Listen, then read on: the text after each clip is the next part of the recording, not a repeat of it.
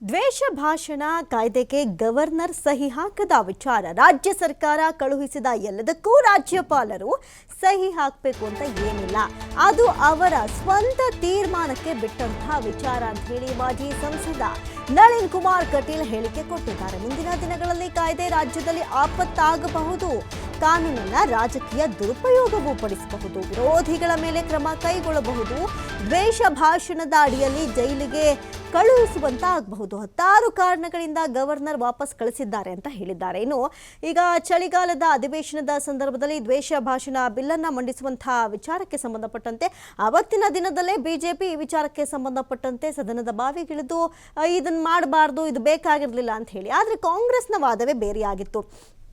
ಸಭೆ ಸಮಾರಂಭಗಳಲ್ಲಿ ಈ ರೀತಿ ದ್ವೇಷ ಭಾಷಣ ಬಿತ್ತೋದು ಒಂದಷ್ಟು ಗಲಭೆಗೆ ಕಾರಣವಾಗುತ್ತೆ. ಯಾರೋ ಒಂದು ಭಾಷಣ ಮಾಡಿ ಹೊರಟೋಗ್ಬಿಡ್ತಾರೆ, ಆದರೆ ಕಾರ್ಯಕರ್ತರು ಜನಸಾಮಾನ್ಯರು ಇದರಿಂದ ಹೊಡೆದಾಡ್ಕೊಳ್ತಾರೆ.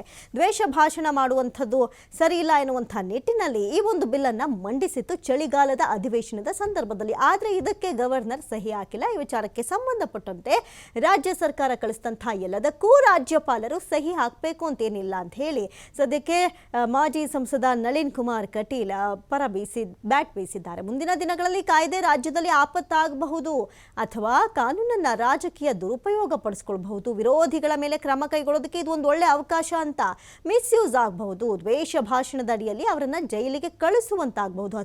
ಹತ್ತಲವು ಕಾರಣಗಳಿಂದ ಗವರ್ನರ್ ಈ ವಿಚಾರಕ್ಕೆ ಸಹಿ ಹಾಕದೆ ವಾಪಸ್ ಕಳಿಸಿದ್ದಾರೆ ಅಂತ ಮಾಜಿ ಸಂಸದ ನಳಿನ್ ಕುಮಾರ್ ಕಟೀಲ್ ಮಾತನಾಡಿದ್ದಾರೆ. ಎಲ್ಲದಕ್ಕೂ ಸಹಿ ಹಾಕಬೇಕು ಅಂತ ಏನಿಲ್ಲ, ಅದು ರಾಜ್ಯ ಅವರ ತೀರ್ಮಾನ, ಅವರ ವಿಚಾರ. ಆದರೆ ಈ ರಾಜ್ಯದಲ್ಲಿ ಮುಂದಿನ ದಿನಗಳಲ್ಲಿ ಇದೊಂದು ಆಪತ್ತಾಗಬಹುದು. ಯಾಕೆ ಹೇಳಿದ್ರೆ ಕಾನೂನನ್ನು ರಾಜಕೀಯ ದುರುಪಯೋಗ ಪಡಿಸ್ಬೋದು. ಹೇಳಿದ್ರೆ ವಿರೋಧಿಗಳ ಮೇಲೆ ಅದರ ಮೇಲೆ ಕ್ರಮ ಕೈಗೊಳ್ಬೋದು, ದ್ವೇಷ ಭಾಷಣದ ಹೆಸರಿನಡಿಯಲ್ಲಿ ಯಾರ ಮೇಲೂ ಜೈಲಿಗೆ ಕಳಿಸುವಂಥ ಕೆಲಸ ಕಾರ್ಯಗಳಾಗ್ಬೋದು. ನಾಳೆ ವಿಶೇಷವಾಗಿ ನಮಗಿಂತ ಹೆಚ್ಚು ಪತ್ರಕರ್ತರಿಗೂ ಸಮಸ್ಯೆ. ಈ ಎಲ್ಲ ಕಾರಣದಿಂದ 10 ಯೋಜನೆಗಳನ್ನು ಮಾಡಿಕೊಂಡು ಅವರು ಇವತ್ತು ರಾಷ್ಟ್ರಪತಿಗಳ ಅಂಗನಕ್ಕೆ ಕಳಿಸಿದ್ದಾರೆ. ರಾಜ್ಯ ಸರ್ಕಾರ